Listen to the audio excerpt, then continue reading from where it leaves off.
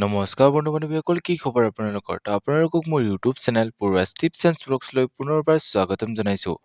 বন্ধু-বান্ধৱীসকল, আপোনালোকৰ বাবে এটা বহুতেই ভাল খবৰ যে ফাইনেলি আহি গ'ল আছাম পুলিচৰ APRৰ লগতে ফায়াৰমেন আৰু কনষ্টেবল গ্ৰেড 3ৰ লগতে অন্য বিভাগৰ বহুতো নতুন ভেকেঞ্চি। ক'ত কিমান ভেকেঞ্চি আহিছে, কেতিয়াৰ পৰা ইয়াৰ অনলাইন এপ্লাই আৰম্ভ হ'ব, সকলো ডিটেইলছ সহকাৰে আপোনালোকক এই ভিডিঅ'টিৰ যোগেৰে জনাম। চাই যাওক ভিডিঅ'টো লাষ্টলৈকে।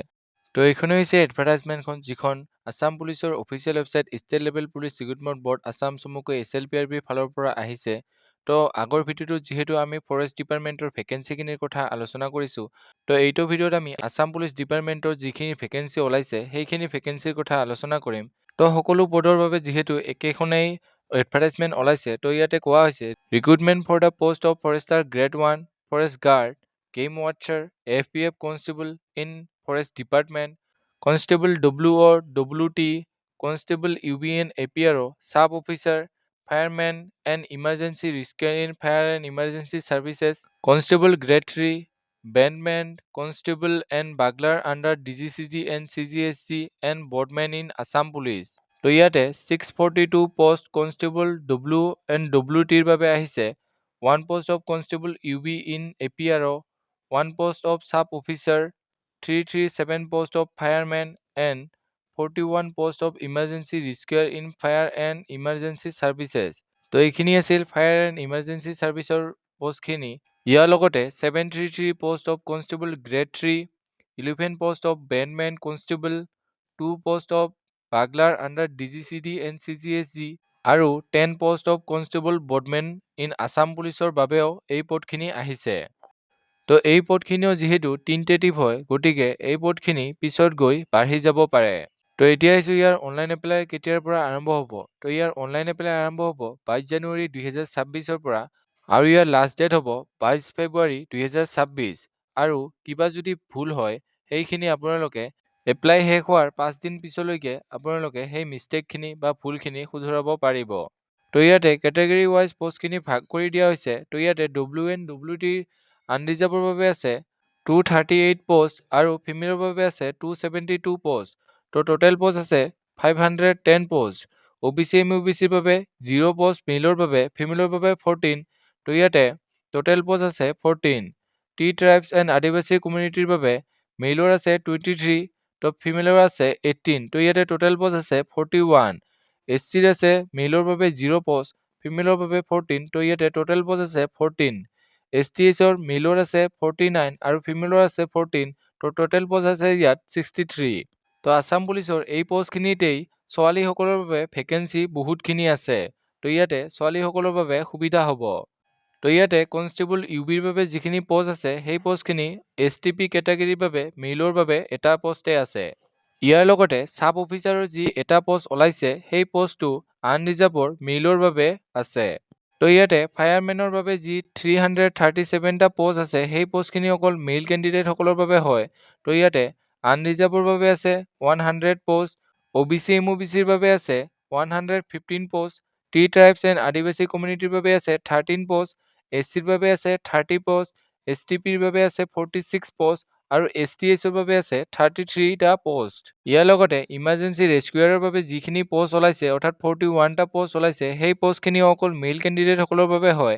ইয়াতে OBC MOBCৰ বাবে আছে 12 পোষ্ট, SCৰ বাবে আছে 7, STPৰ বাবে আছে 8 আৰু STHৰ বাবে আছে 14 পোষ্ট। এতিয়া আহিছোঁ কনষ্টেবল গ্ৰেড 3ৰ বাবে যি 733 পোষ্ট ওলাইছে, সেই পোষ্টখিনিলৈ। ইয়াতে আনৰিজাৰ্ভৰ মেলৰ বাবে আছে 189 পোষ্ট, ফিমেলৰ বাবে আছে 81 পোষ্ট, টোটেল 270। OBC MOBC মেলৰ আছে 198 আৰু ফিমেলৰ 85, total post 283। T tribes and আদিবাসী কমিউনিটিৰ বাবে মেলৰ 15 আৰু ফিমেলৰ 7, টোটেল পোষ্ট আছে 22। SC মেলৰ 29 আৰু ফিমেলৰ 13, টোটেল পোষ্ট আছে 42। STP মেলৰ বাবে আছে 42 আৰু ফিমেলৰ বাবে আছে 18, টোটেল পোষ্ট আছে 60। STH মেলৰ বাবে আছে 29 আৰু ফিমেলৰ বাবে আছে 12, টোটেল পোষ্ট আছে 41। ইয়াতে যিহেতু 718 পোষ্ট হ'ল আৰু ইয়াৰ 15 পোষ্টটো এক্স ছাৰ্ভিচমেনসকলৰ বাবে ৰিজাৰ্ভেশ্যন কৰা হৈছে। ইয়াতে আনৰিজাৰ্ভৰ বাবে আছে 6 পোষ্ট, OBC MOBCৰ বাবে আছে 6, SCৰ বাবে 1, STPৰ বাবে 1 আৰু STHৰ বাবে আছে 1 পোষ্ট।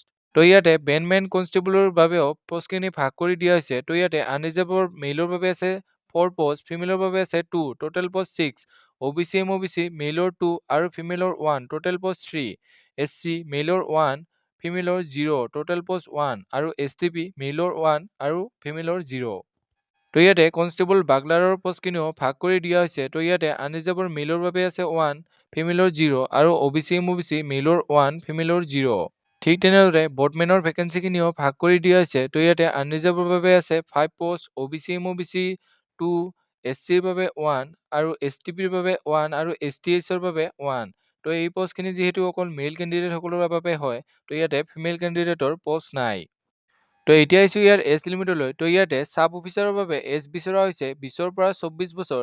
তো ইয়াতে বয়সৰ ক্ৰাইটেৰিয়া কিমানৰ পৰা কিমানলৈকে ধৰিছে আপোনালোকে চাই ল'ব।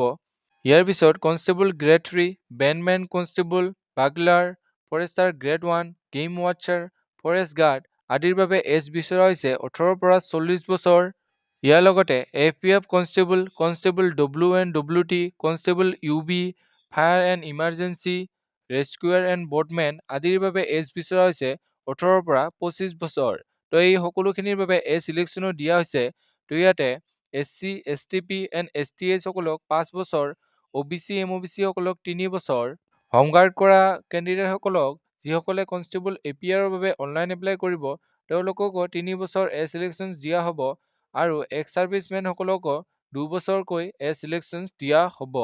তো এতিয়া আহিছোঁ ইয়াৰ এডুকেশ্যনেল কোৱালিফিকেশ্যনলৈ। তো ইয়াতে চাব অফিচাৰ এণ্ড কনষ্টেবল WO WTৰ বাবে HS পাছ কৰা হ'ব লাগিব ছায়েন্স সহকাৰে আৰু ইয়াতে ফিজিক্স, কেমেষ্ট্ৰি, মেথামেটিক্স থাকিব লাগিব। ফায়াৰমেন এণ্ড ইমাৰ্জেঞ্চি ৰেস্কিউৱাৰৰ বাবে HS ছায়েন্স সহকাৰে পাছ কৰিব লাগিব, কিন্তু ইয়াতে PCM বিচৰা হোৱা নাই। Forest guard, game watcher, constable UB in APR ৰ বাবে HS পাছ কৰা হ'ব লাগিব। লগতে AFPF কনষ্টেবল, কনষ্টেবল গ্ৰেড 3, বেনমেন কনষ্টেবল আৰু বাগলাৰৰ বাবে 10 পাছ কৰা হ'লেই হ'ব। ইয়াৰ লগতে কনষ্টেবল গ্ৰেড 3, বেনমেন কনষ্টেবল আৰু বাগলাৰৰ বাবে হোমগাৰ্ড চাৰ্টিফিকেট নাইবা NCC A চাৰ্টিফিকেট থকাটো বহুত জৰুৰী। অৰ্থাৎ এইখিনি থাকিলেহে আপোনালোকে কনষ্টেবল গ্ৰেড 3, বেনমেন কনষ্টেবল আৰু বাগলাৰৰ পদখিনিত অনলাইন এপ্লাই কৰিব পাৰিব। তো এইখিনি আছিল আছাম পুলিচৰ নিউ ভেকেঞ্চিৰ ওপৰত বনোৱা এটি সৰু ভিডিঅ'। তো অতি সোনকালে ইয়াৰ সকলো পদৰে স্পেচিফিককৈ চিলেকশ্যন প্ৰচেছৰ ওপৰত ভিডিঅ' লৈ আহি আছোঁ। তো আপোনালোকে চেনেলটো ছাবস্ক্ৰাইব কৰি থ'ব। তো এইখিনি আছিল আজিৰ ভিডিঅ'। যদি ভিডিঅ'টো চাই ভাল পালে তেনেহ'লে লাইক কৰিব, কমেণ্ট কৰিব, বন্ধু বান্ধৱীসকলৰ লগত ভিডিঅ'টো শ্বেয়াৰ কৰিব আৰু যদি চেনেলটোলৈ নতুনকৈ আহিছে তেনেহ'লে চেনেলটো ছাবস্ক্ৰাইব কৰিব। তো আজিলৈ ইমানেই। জয় হিন্দ, জয় আই অসম।